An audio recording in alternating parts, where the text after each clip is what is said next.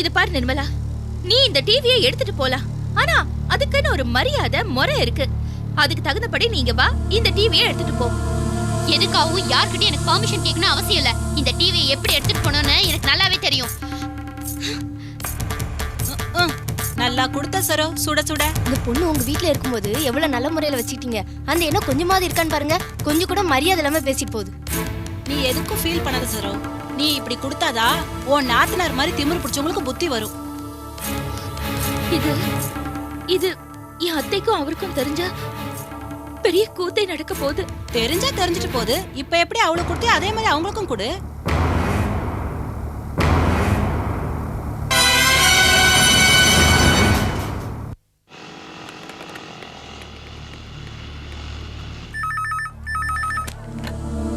Hello hello அண்ணே, நான் நிர்மலா பேசுறேன். நிர்மலா சொல்லுமா. மாணிக்கம் எங்க? இரு, ஏன் டென்ஷனா பேசுற? ஏதாவது கோவத்துல இருக்கியா? அதெல்லாம் நான் அப்புறமா விளக்கமா சொல்றேன். அண்ணா எங்க? அண்ணா வியாபாரிகள் சங்கத்துல ஏதோ முக்கியமான மீட்டிங் போயிருக்காரு. என்ன விஷயம்? ஏன் என்கிட்ட சொல்லக்கூடாதா? இந்த விஷயத்த உன்கிட்ட சொன்னா ஒரு பிரயோஜனமும் கிடையாது. ஏன் நிர்மலா இப்படி எல்லாம் பேசுற? கரெக்டா தான் பேசுறேன். எனக்கு ஒரே ஒரு ஹெல்ப் பண்ணு. மாணிக்கம் வந்தா உடனே வீட்டுக்கு வர சொல்லு. சரி. வச்சிடுறேன். இந்தாங்க.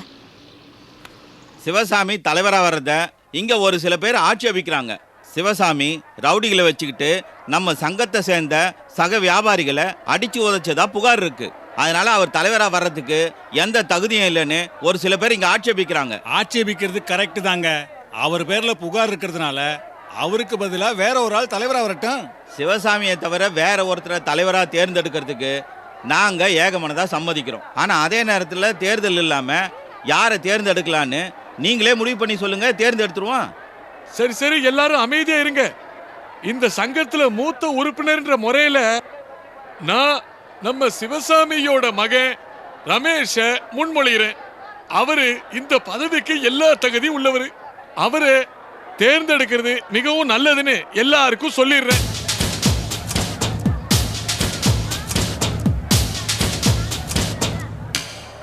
சரியான யோசனை தான். தலைவராகிற தகுதி ரமேஷுக்கு தான் இருக்கு. அப்புறம் என்ன, இதுல யாருக்கும் ஆட்சேபனை இல்லாத மாதிரி தெரியுது. ரமேஷே தலைவராக்கிடலாம். ஆட்சேபனை இல்லைன்னு நீங்களே முடிவு பண்ணிட்டா எப்படி? என்னப்பா சொல்ற மாணிக்கம்? இல்ல, சிவசாமி அனுபவஸ்தரு. அவரை ஏன் வேண்டாம்னு சொன்னாங்க? அவர் மேல நிறைய புகார் இருக்கிறதுனால தானே. இப்ப அவருக்கு பதிலாக அவர் மகன் தலைவராக இருக்கட்டும் சொல்றீங்க. இதுக்கு அவரே தலைவராக இருந்துட்டு போலாமே. ஆமா, மாணிக்க சொல்றது சரிதானே. என்ன மாணிக்கம், எதுக்கு பிரச்சனை பண்ற? பிரச்சனை பண்ணலங்க. கண் துடைப்பா எந்த காரியத்தையும் பண்ண வேண்டாம்னு சொல்றேன். உண்மையிலேயே நீங்க சிவசாமி மேல இருக்கிற புகார்களுக்கு கொஞ்சமாவது மரியாதை கொடுக்கறதா இருந்தா ரமேஷ் தலைவராக கூடாது. இவர் தலைவரானா ஒவ்வொரு காரியத்தையும் அப்பாவை கேட்டு தானே பண்ணுவாரு. யோ, என்ன அது? அவன் என்னமோ பெரிய இவன் மாதிரி பேசிட்டு இருக்கான். அதுக்கும் 10 பேர் தலையாடிட்டு இருக்கீங்க. இவன் அவன் பேசுற வேலை எல்லாம் வச்சுக்காத.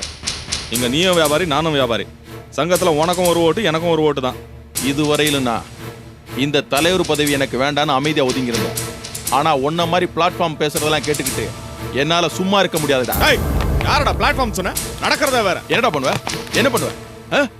நான் என்ன இல்லாதையா சொல்லிட்டேன்? என் கடையில டீ வாங்கி கொடுத்துக்கிட்டு எடுப்படி வேலை பார்த்தவன் தானடா நீ. எத்தனை நாள் என் கடை முன்னாடி கோணியை விரிச்சு படுத்து பண்ணி எல்லாம் மறந்துட்டியா? வாய் அடக்கி மரியாதையா பேச. போடா. என் அப்பா கிட்ட ஃப்ராட் பண்ணி காசு சேர்த்து அந்த காசுல கடை வச்சிருக்க. இப்போ லாரி வாங்கியிருக்க. உன் கதையெல்லாம் எடுத்து விட்டா நாரி போயிடு.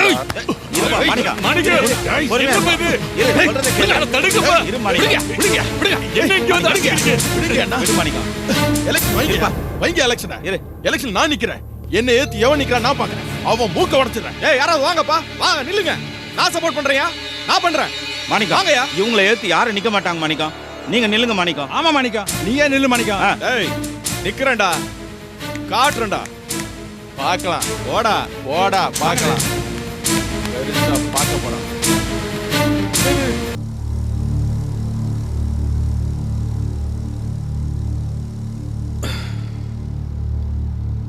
நிர்மலா, கொஞ்சம் தண்ணி கொடு.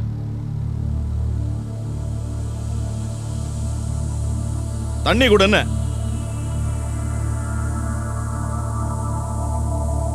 இந்தா.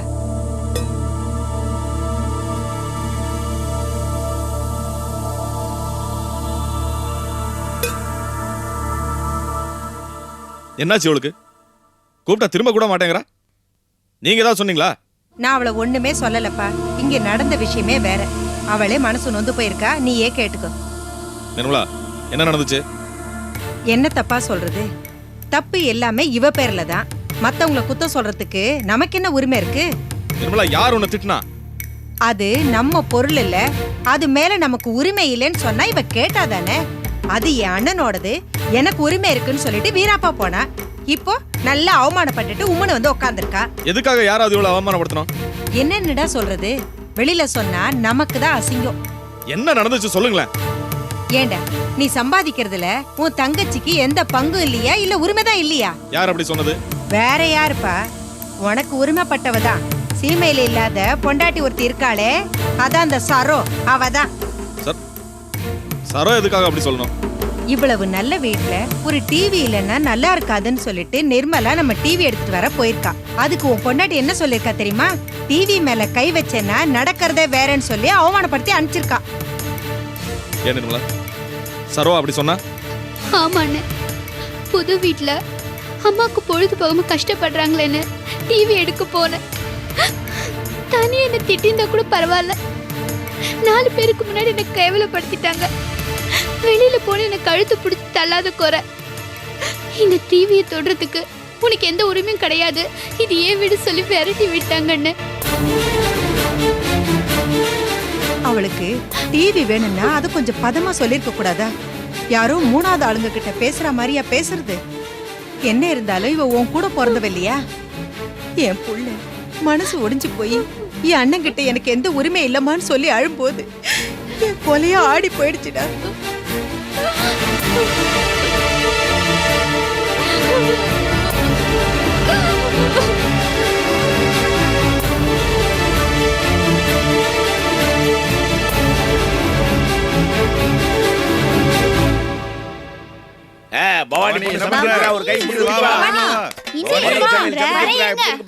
எல்லாரும் காத்துட்டு இருக்கோம்ல. வந்துருச்சு. ஒரு நிமிஷம் இருங்க.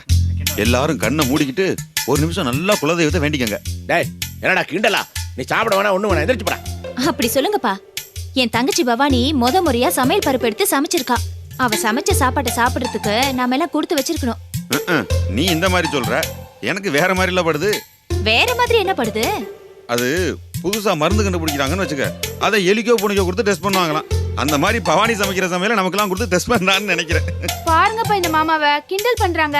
முதல்ல ஏஞ்சி போ சொல்லுங்க. டேய் போஸ், முதல்ல குழந்தைகிட்ட மன்னிப்பு கேளு. பாவம் குழந்தை கஷ்டப்பட்டு சமைச்சிருக்கிறா, கிண்டல் பண்றான். மன்னிப்பு கேட்டா பின்ன அதுவும் எங்க ஒத்தாசை இல்லாம தனியா சமைச்சிருக்கா. நீங்க அவகிட்ட சாரி கேட்டுதான் ஆகணும். அம்மா தாயே பவானி மன்னிச்சுக்கம்மா, நீ சமைக்கிறேன்னு காலையில இருந்து வயித்த காய போட்டு வச்சிருக்கோம். போடு போடு சாப்பிடுவோம், என்ன நடக்குதோ நடக்கட்டும். பவானி மாமா சொன்னதை மனசுல வச்சுக்காத, நீ சாதத்தை போடுறீ.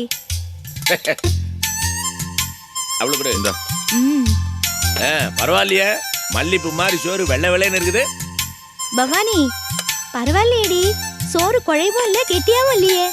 இது முதல்ல சோறாவே இல்ல. ரசம் எப்படி இருக்குதுன்னு பாப்பா. கார மனமெல்லாம் பொழக்குது. உள்ளது சொல்லவா? உங்க அம்மாவுக்கு அப்புறம் ரசம் வைக்கிறது இந்த வீட்டுல இவதான். அப்ப எனக்கு கொஞ்சம் ஊத்துறீ. அப்பளம் எப்படி இருக்கு மாமா? ரொம்ப பிரமாதமா இருக்கு. ஆனா உடைச்சு சாப்பிட முடியாது, கிழிச்சு தான் சாப்பிடணும். கிழிச்சும் சாப்பிட முடியாது, நறுக்கி தான் சாப்பிடணும். லீலா கத்திரிக்கோல் எடுத்துட்டு வா, நறுக்கியாச்சும் சாப்பிடுவோம். பாருங்கப்பா இந்த மாமாவை. ஏய் பவானி நீ கவலைப்படாத, மாமா சும்மா உன்னை கேலி பண்றாரு. இந்த மாதிரி சமைக்க யாரால முடியும்? அதானே, நம்ம பவானியால மட்டும்தான் ஃபர்ஸ்ட் டைம் டேஸ்டா சமைக்க முடியும். ஆமா, அதுக்காக நான் பவானிக்கு 100 ரூபாய் பறிச்சு கொடுக்க போறேன். அப்பா எனக்கெல்லாம் கொடுக்கவே இல்லையே. நீ ஏன் அன்னைக்கே கேட்கல? நாட்டுல பொம்பளைய ராக்கெட் ஓட்டுறாங்க, ட்ரெயின் ஓட்டுறாங்க. நீ என்ன பண்ண? ரசம் வச்சு அப்பளம் பொரிச்ச. இதுக்கு மீட்டிங் போட்டு பாராட்டு, இதுக்கு பரிசு வேற. வாய்கள் இது, நீ வெயிடா பாப்பேன். பாருங்கப்பா இந்த மாமாவை. நான் உங்களை மாமா கிண்டல் பண்ணா உன்னை வேற யார் கிண்டல் பண்ண போறா?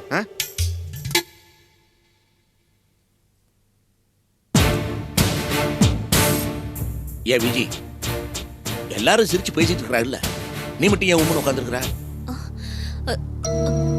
ஒண்ணும் இல்லப்பா. இல்ல ஏதோ இருக்குது. அன்னைக்கு ஏதோ வசனமா உட்காந்துருந்த கல்யாண பயம்னு நினைச்சேன். உன்னை தொடர்ந்து கணிச்சா எப்பவும் இப்படியே இருக்கிற. உன் மனசுல ஏதோ குழப்பம் இருக்குது. என்ன விஷயம்? அதெல்லாம் எதுவும் இல்லப்பா. ஏதோ இருக்குதுமா, ஒழிக்காத அப்பாகிட்ட இருந்து சொல்லிவிடு. அண்ணே சிதம்பரம். யாரு? ட்ரஸ்டி பரணி வந்திருக்கேன். இதா வந்துட்டேன். ம் ம் வாங்க வாங்க. ஏது இவ்வளோ தூரம்? என்ன பிள்ளைங்களோட விளையாண்டுட்டீங்களோ? டிஸ்டர்ப் பண்ணிட்டனோ? விளையாட்டாவது சேர்ந்து சாப்பிட்டுக்கிட்டு இருந்தான். சாப்பிட்றீங்களா? சாப்பிட்டேன். உங்களை ஒரு முக்கியமான விஷயமா பார்த்துட்டு போலான்னு வந்தேன். என்ன? கோயில் கும்பாபிஷேகம் வருது இல்ல? ஆமா, அதெல்லாம் தான் பிரமாதப்படுத்துறீங்க நீங்களாம். அது சரிதான். ஒருத்தரா நின்று செய்யற காரியம் இல்லையே, கூடி நின்று செய்யற காரியம். அதுக்கு உங்க ஒத்துழைப்பு வேணும். ஒத்துழைப்பு இதெல்லாம் செய்ய கொடுத்து வச்சிருக்கணுங்க. என்ன செய்யணும் சொல்லுங்க. விழா கமிட்டியில உங்களை ஒரு முக்கிய பொறுப்புல போட்டிருக்கேன். அதை ஏத்துக்கிட்டு செய்யணும். ஏத்துக்குவீங்களா? என்ன மெதுவா கேக்குறீங்க? இதெல்லாம் தெய்வ காரியம்ங்க. தாராளமா செய்வேன். ரொம்ப சந்தோஷம். அப்ப நான் வரட்டுங்களா? சாப்பிடாம போறீங்க? பரவாயில்லைங்க, வரேன். நல்லது.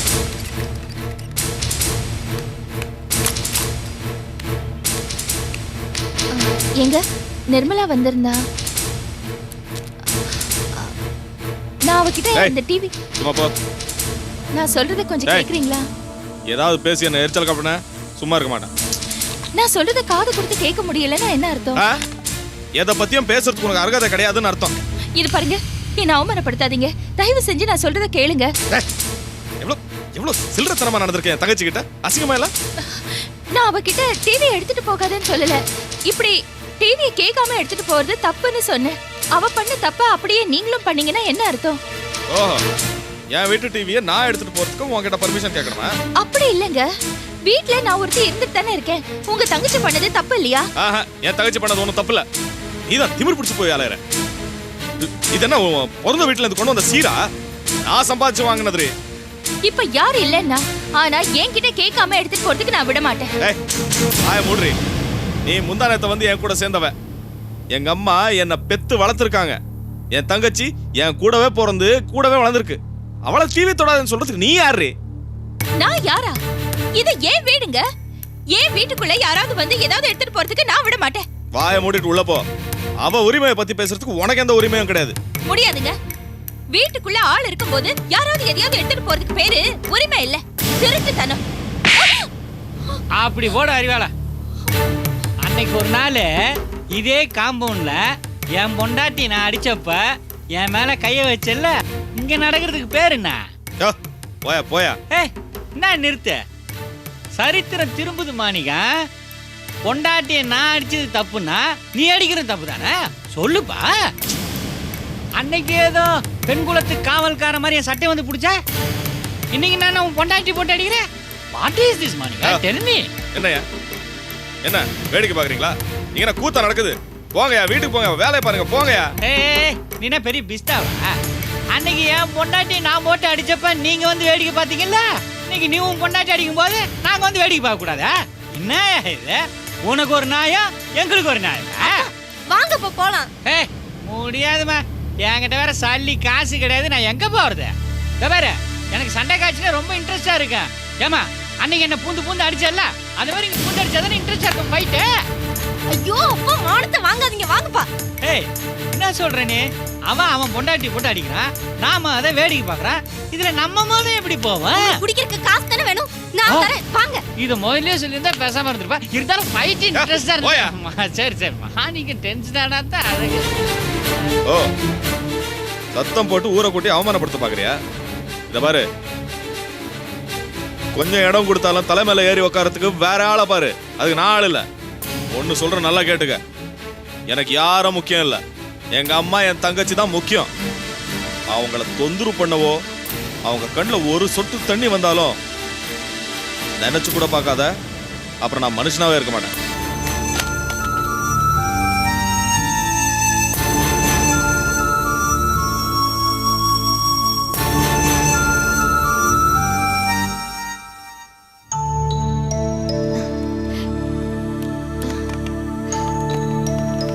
அப்பா, டிவியும் வந்தாச்சு, கேபிள் கனெக்ஷனும் வந்தாச்சு. அண்ணன் அண்ணன் தான். எவ்வளோங்க? 500 ரூபா சார்.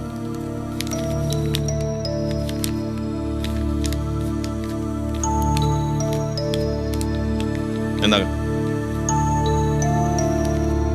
கிளம்புறமா?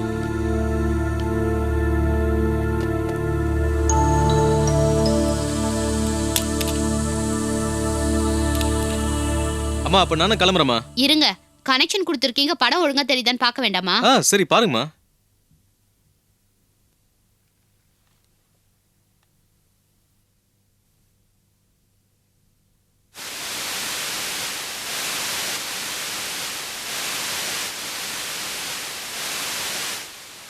என்னப்பா இது டிவி ஃபுல்லா ஒரே புள்ளி புள்ளியா தெரியுது. அது ஒண்ணும் இல்லைங்க, நம்ம கேபிள் டிரான்ஸ்மிட்டர்ல ஒரு சின்ன ப்ராப்ளம். அது கிளியர் பண்ணிட்டு வச்சுங்க, கிளீனா தெரியும் உங்களுக்கு. என்னையா கேபிள் நடத்துறீங்க? கனெக்ஷன் கொடுத்த உடனே படம் தெரிய வேண்டாம். எங்க கேபிள் எப்பவுமே கிளியரா படம் காட்டும். ஏதாவது சின்ன ப்ராப்ளம். நீங்க டிவி வாங்கின நேரம் சரியில்லை. பின்ன டிவியை பார்த்தது இல்ல போல இருக்கு. படம் வரலையா படம்? என்னம்மா இது ஆசையா டிவி பார்க்கலான்னு பார்த்தா இப்படி கோளாறு பண்ணுதே. கோளாறு டிவில இல்லடி, அங்க இருக்காளே உன் அண்ணன் பொண்டாட்டி சரோ, அவ இதை எடுத்துட்டு வரும்போது என்ன நினைச்சாலோ என்ன கருணாலோ. அண்ணியோட கெட்ட வினை இங்க தாக்குது.